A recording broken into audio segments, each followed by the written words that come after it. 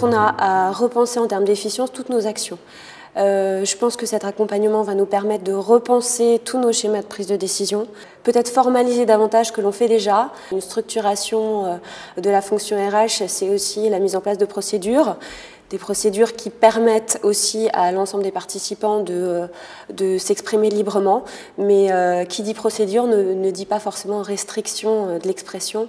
Et au contraire, c'est ces deux choses qu'il faut essayer de mettre en place ou de renforcer.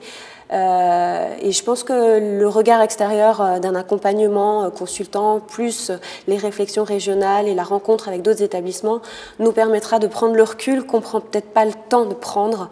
Les hôpitaux de Saint-Maurice sont actuellement dans un processus de fusion.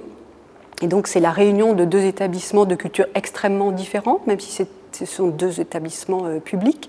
Et s'il fallait caractériser un petit peu mes attentes par rapport à ce projet, ce serait que la fonction ressources humaines soit beaucoup plus partagée, qu'elle embrasse tous les acteurs afin de répondre à ces enjeux que sont bien sûr les besoins de santé, c'est-à-dire le patient, mais peut-être plus largement que nous nous projetions beaucoup plus dans l'anticipation en matière de ressources humaines, plus que dans la réaction face aux problèmes qui viennent à nous de façon quasi quotidienne. Moi, je pense qu'en tant que directeur des soins, mon rôle sera d'être garante, comme ça l'est déjà aujourd'hui, cela dit, de la qualité de la prise en charge des patients, mais plus dans un rôle d'accompagnement des équipes, peut-être encore plus proches du terrain que je ne le suis aujourd'hui, pour justement accompagner les professionnels des services et des pôles à cette nouvelle répartition, au nouveau partage des responsabilités, oui, plutôt en termes d'accompagnement des professionnels dans cette nouvelle mission. Un partage. Tout d'abord, on est très heureux d'avoir été choisi pour être établissement pilote sur cette thématique.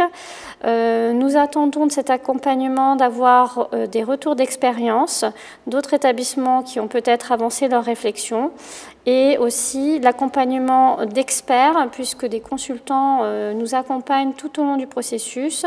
À l'issue du diagnostic qui va se passer par interview au sein de l'établissement, nous allons pouvoir poser des problématiques et des objectifs cibles que nous comptons décliner véritablement dans de très courts délais afin d'en avoir les résultats en proximité le plus rapidement possible. Et certainement que ça impactera tout notre plan pluriannuel de formation et notre gestion prévisionnelle des emplois et compétences.